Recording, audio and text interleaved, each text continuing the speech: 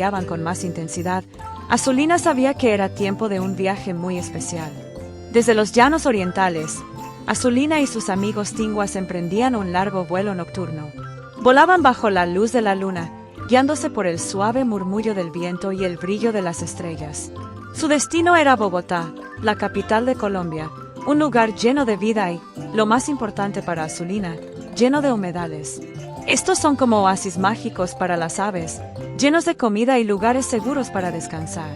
Azulina llegaba a Bogotá entre octubre y marzo, pero los meses más emocionantes eran de noviembre a enero, cuando muchísimas tinguas azules llegaban a la ciudad, llenando los humedales con sus hermosos colores. Al llegar, Azulina se sumergía en la vida del humedal.